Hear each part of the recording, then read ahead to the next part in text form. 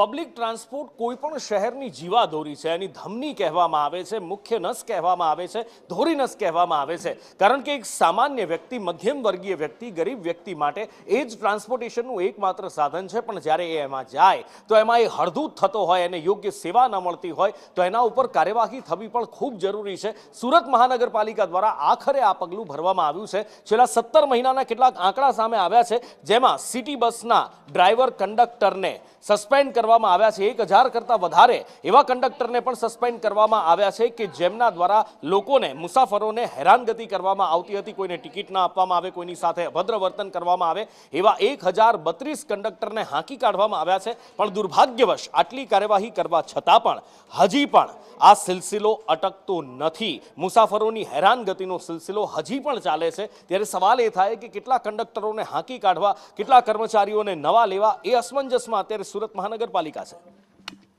I card लाओ तारो Maruti I card रखो licence I card सब लो। दो गाड़ी खड़ी है, तेरे को तो इतना तो तेरे को ब्रिज से पूरा टर्न मार के जाना है तो सीधा डाल के चला गया। नहीं साहब, उधरी से सब मारते हैं इसको है मैं पहली बार नहीं मारा हूँ, सब उधरी से मारते हैं। गाड़ी में पोजीशन के टिकट नहीं सुन टिकट છે આપેલી છે અરે એનો સુપરવાઇઝર બી છે અંદર.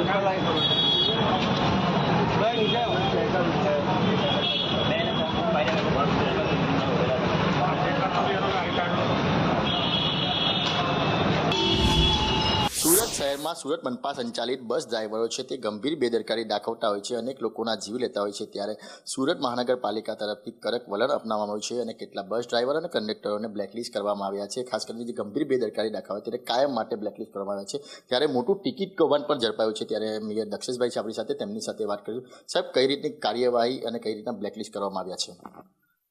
ગત વર્ષે મોટો અકસ્માત થયો હતો ત્યારથી જ એક એક્શન પ્લાન બનાવ્યો હતો કે જે કોઈ ડ્રાઈવર કંડક્ટર બેદરકારી વર્તશે પોતાની ડ્યુટી દરમિયાન તેની પ્રતિ એજન્સી પર અને ડ્રાઈવર પર, તેનું ડ્રાઈવર હોય તો તેનું લાયસન્સ સસ્પેન્ડ કરવામાં આવશે, એવું એક્શન પ્લાન બનાવ્યો હતો.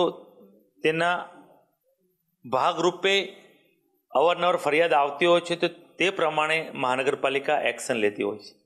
અત્યાર સુધીમાં કેટલા ડ્રાઈવરોને બ્લેકલિસ્ટ કરવામાં આવ્યા છે, કેટલા લોકોને કાયમ માટે હકારી કરવામાં આવ્યા છે? છેલ્લા વર્ષોની વાત કરું તો 1032 ડ્રાઈવર અને કંડક્ટર પર એક્શન લેવામાં આવી છે. મહાનગરપાલિકા દ્વારા આરટીઓમાં પણ જે ડ્રાઈવર પર એક્શન લેવા તેના લાયસન્સ પણ સસ્પેન્ડ કરવા માટે પ્રોસેસ કરેલી છે. તેની એજન્સી પર અને કંડક્ટર પર એફઆઈઆર કરવામાં પણ આવશે.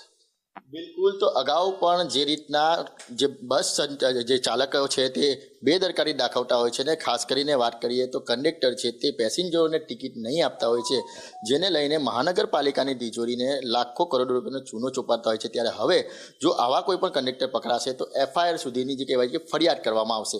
કેમેરા પર્સન ભૂષણ ચૌધરી સાથે મનીષ પરમાર, સંદેશ ન્યૂઝ, સુરત.